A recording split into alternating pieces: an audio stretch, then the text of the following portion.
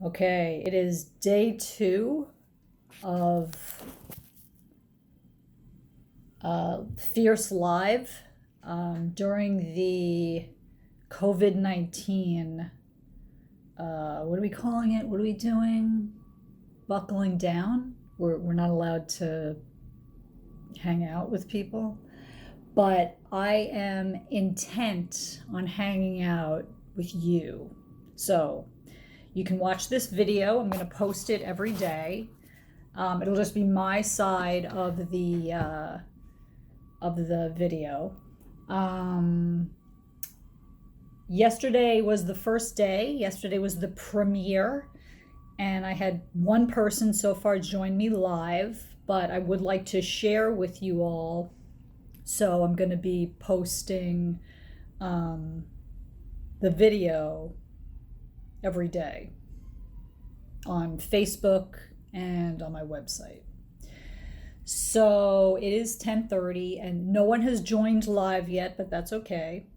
So we're going to do a meditation, and I guess to do the meditation, I don't want you to be able to look at me, so I'm going to put this down and start. Well, I'm going to give people maybe another minute or two to do the meditation.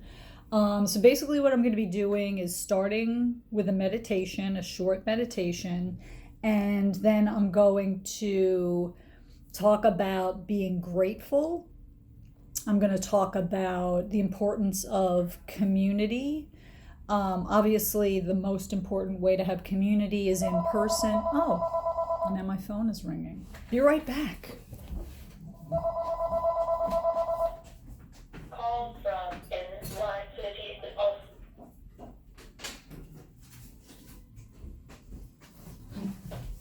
Okay, sorry about that. So I usually remember to disconnect my house phone before this starts. Usually, this is the second day, so there is no usual, but I will do that from now on for sure. What was I saying? Oh yeah, it's important to have community in person, but we're not allowed to be in person. So this is what we got, and I'm gonna go for it. So I hope to see as many of you as possible joining me live. Right now I'm doing it via Zoom. To find the connection information, you could go to lisagsmith.com. Under the events page is how to log on via Zoom. And every week there's going to be a new connection. And I'm hoping, though, to switch this over to Facebook Live, or actually I prefer to do it with YouTube Live because I think that's easier for most people to get onto, and I don't want people to feel like they have to have a Facebook account in order to do this. So before we do the meditation, I'm just going to talk about what I'm going to do today. Like I said, we're going to do the short meditation, then we're going to say what we're grateful for, we're going to talk about community, and then I'm going to read a little bit about meditation, and I'm going to talk about the importance of having a routine. When people join me live, I'm going to welcome any questions people have about how to stay healthy.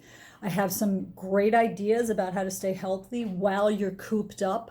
No, I've never been in prison, but I've had a child, so it comes pretty close, I think. So let's start with our meditation. Oh, and so I'm supporting Venice because Venice is my favorite place in the world, and that's what this shirt is. And I love foxes. Some people have asked me why foxes are my logo. Foxes are the most resilient creatures on the planet. They have had some really interesting stuff thrown at them, and they figure out how to thrive and survive. So I love foxes. They are super fierce. Okay, so let's get started with our meditation. With your eyes closed, allow yourself to rest comfortably into your breathing. Feel yourself within your body relaxing completely. Take a deep breath fully into your belly and relax into the exhale. Feel the support beneath you whether you're sitting on a chair or a couch or the floor. Stay connected to the environment around you, so be aware of any sounds you may be hearing. Take a full breath in and let it allow your body to release anything that it no longer needs to hold on to. Just let it go. Let it flow away from you. Again, sense the space around you and breathe into this space. Become aware of the rise and fall of your breath, whether this be through your nostrils that you most notice the breath, or in your chest, or in your belly. Breathe down to where the weight of your body rests, below the base of your spine, which is the root of your belonging. Breathe into your core. Gently expand on your breath, taking in energy. And be aware that you're connected to the earth below. Now I want you to imagine a red, glowing light of energy surrounding the base of your spine and empowering your body. Let your roots take on what it needs. And allow this awareness to move up just below your belly button. This is the root of your emotional intelligence, choice, creativity. Breathe into this area. Let it gently soften and expand on the breath you're taking as nourishment and energy. And now envision an orange light as you breathe and balance. This orange glowing light is empowering and motivating. Lift your awareness and soften this area.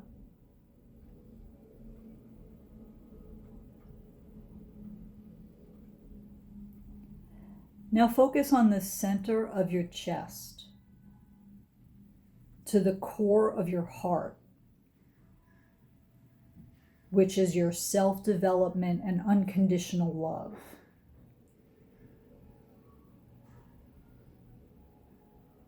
Gently let this area soften and expand with your breath, and invite a glowing green light to bathe your heart center with nourishment and healing and energy. Again, just take what you need. And now move your attention to your neck and your throat. This is the area of your body that represents self-expression. Allow your throat to soften and expand, envisioning a blue glowing light of energy. Breathe this energy into your throat, freeing self-expression and creativity. Take what you need. Move your focus now between your eyebrows. This is the core of your wisdom and intuition. Allow it to soften and expand. Invite the light of indigo. This is the velvety color of the night sky. Allow this glowing light of energy to bring clarity inside and understanding. Let this space between your eyebrows take what it needs. And now move up to the top of your head, your crown, or your core of oneness.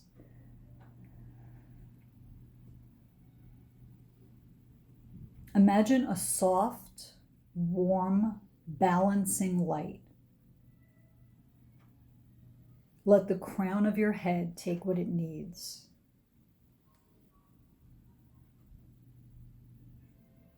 And now feel your entire body as if you were your skin. Feel the entire outline of your body. You may feel some excess energy radiating out.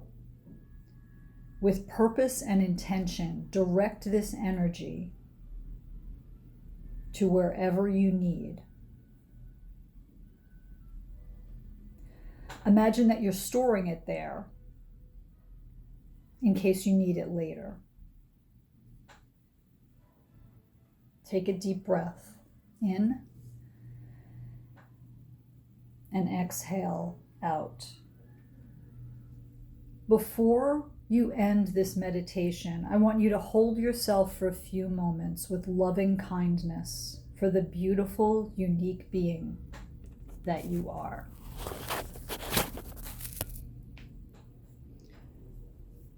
Okay, now you can come back to me whenever you're ready.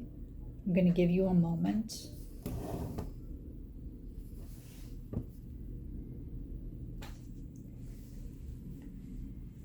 Okay, and now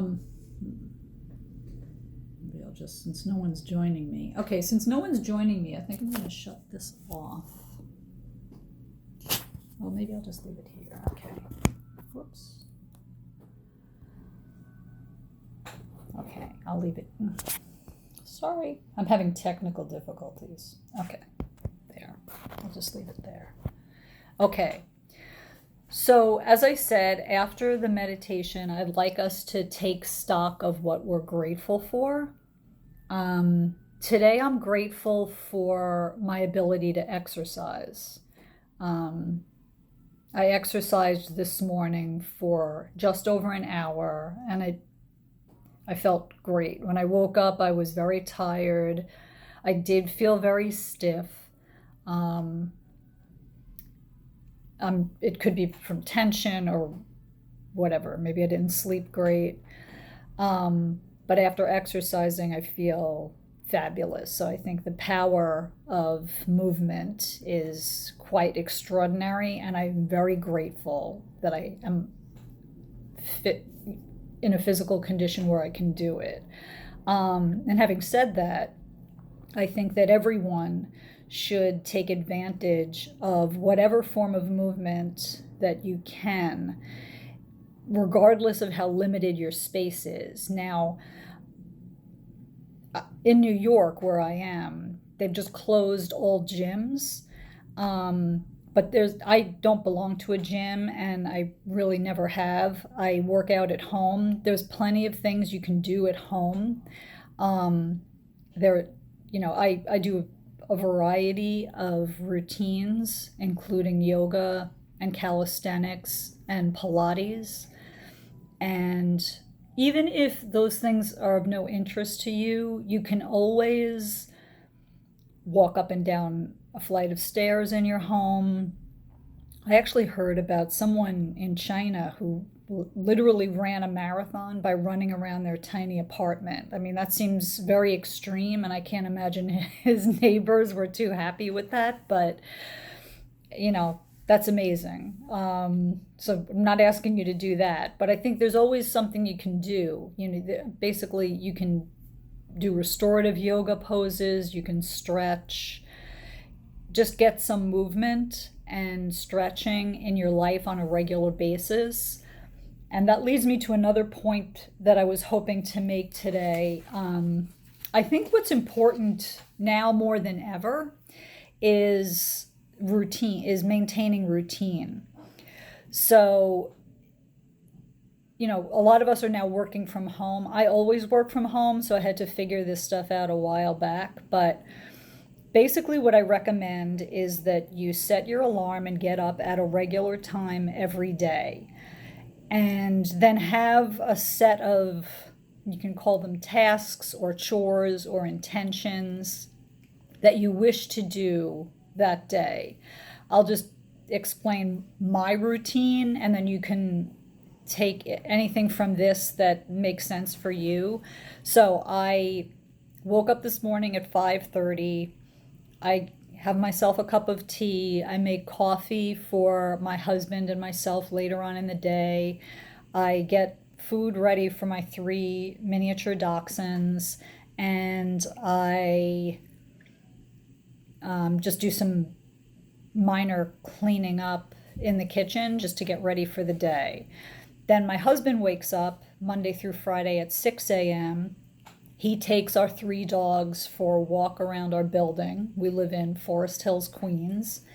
And then I feed them when they come back about 15 minutes later, and clean up after their food preparation, and I brush their teeth and do their nails and any other grooming that they might need.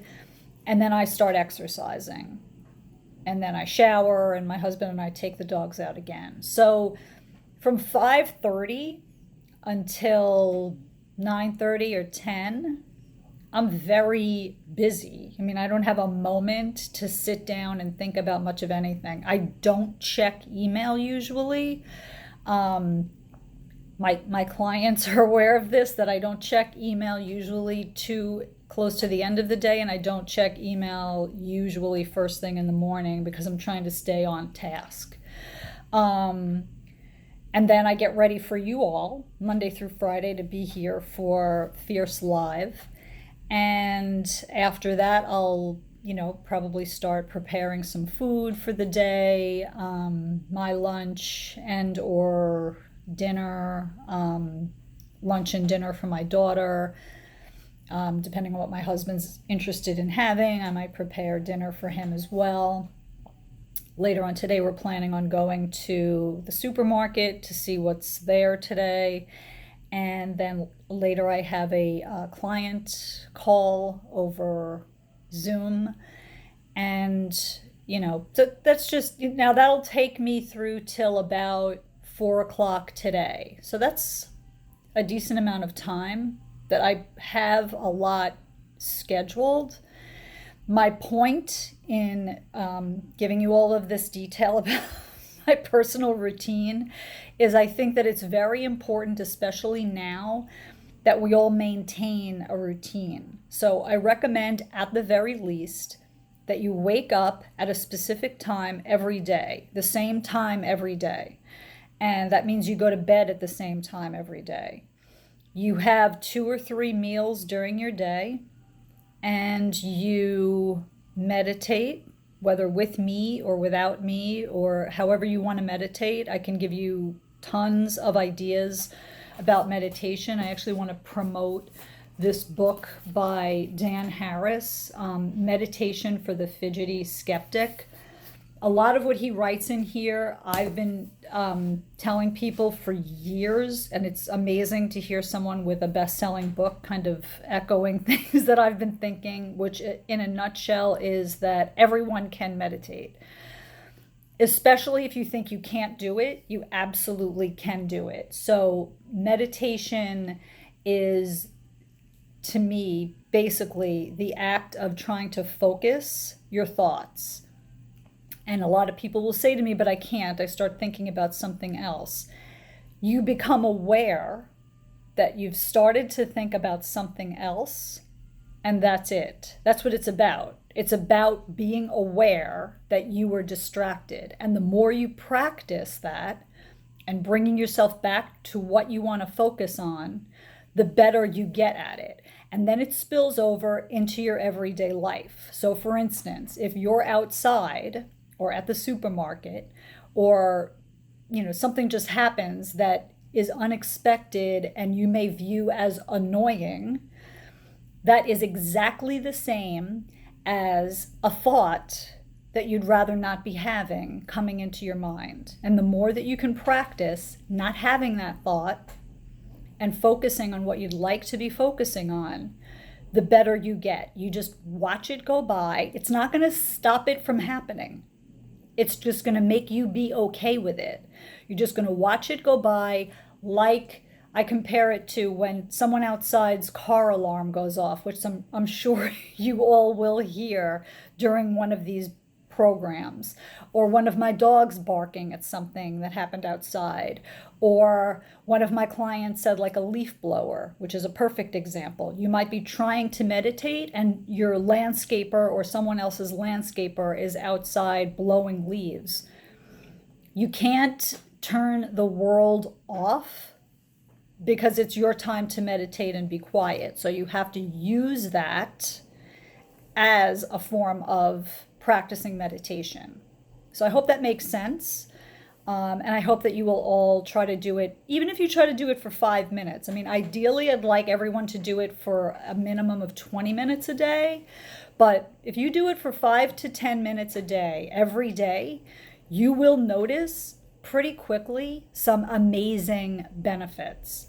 And I'm just going to actually have this book here, which when I became a certified yoga instructor, this was the book that I loved. And in here, I still love this book, is a section called Why Meditate. And I'm just going to read briefly from this. Okay.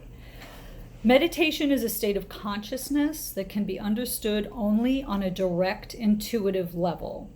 Ordinary experiences are limited by time, space, and the laws of causality, but the meditative state transcends all boundaries.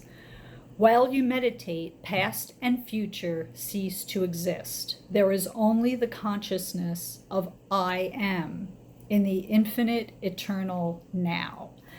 So what does that mean? So basically what that means is when you're meditating and past and future thoughts are going to come into your head, and then you're going to realize that.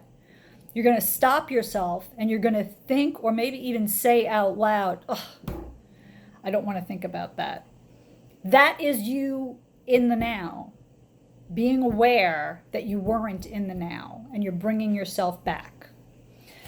Now there's this little section that I love called What is Happiness? And I'm just going to read this to you, and then we'll do some closing comments, and then we'll say goodbye and prepare for tomorrow.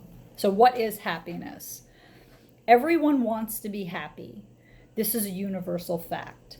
Most people believe that some material object will bring this happiness, whether money, the perfect spouse, the dream job, the new car, a big house with a swimming pool. But in truth, the list of what would make you completely happy is never ending. Each thing will please for only a short time until the novelty wears off. As long as you think that happiness will come from something outside of you, you will never be happy. Happiness, the blissful state, comes from within your own self. Anyone who believes otherwise is like a person wandering in the desert, constantly disappointed by mirages of water and shade. Worldly happiness is equally elusive, always just beyond our grasp. And then they go into some stories, and I really like this story. It's called Looking in the Wrong Place.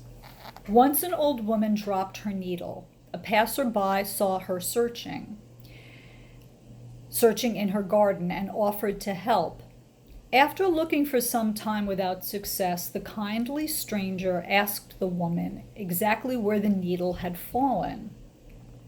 He was amazed to learn that she had dropped the needle inside her house. "Then why are you looking out here?" he asked. "You will never find it." She replied that her house was too dark, so she was looking outside, where there was more light. Most of us are just like this woman. We are looking for our lost happiness where the bright lights are, but it isn't there to be found.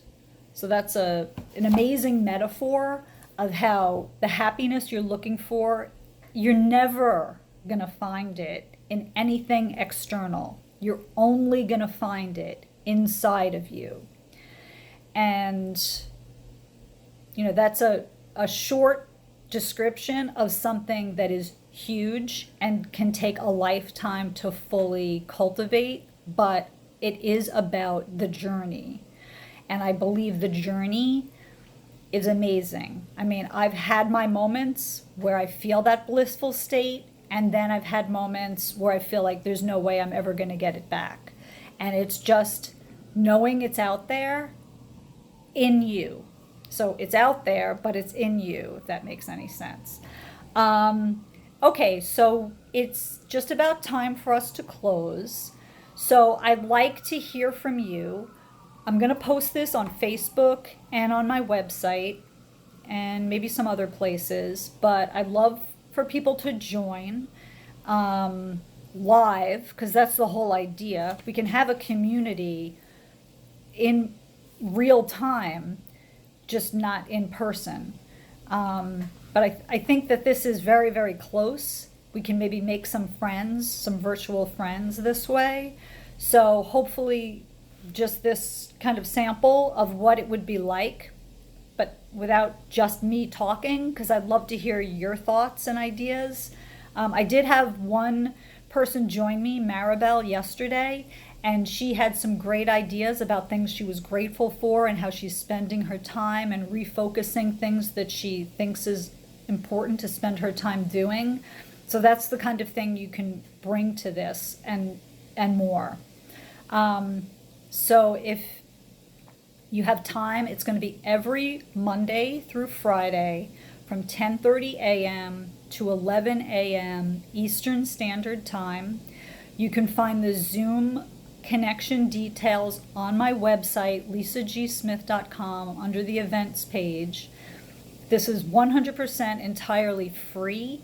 I plan to do this at least until this, whatever the heck is going on, is over, so we can have a community together. And yeah, and like I said earlier, oh, and here's a leaf blower. How appropriate. How appropriate. We're going to end with the leaf blower in the background. Like I said earlier, ideally I'm going to be hoping to move this to Facebook Live or preferably YouTube Live, and this way we won't have any dialing in issues. But I don't think there will be any issues. It's pretty basic, and you can join via Zoom with either audio or video. If you don't want to be seen, you don't have to be seen. And if you don't want to speak, you don't have to speak. You can just be there listening. Because I think it's just important that we're all together. And I hope I'll see you or hear you or just be in your presence very soon. Okay, so until tomorrow, stay fierce.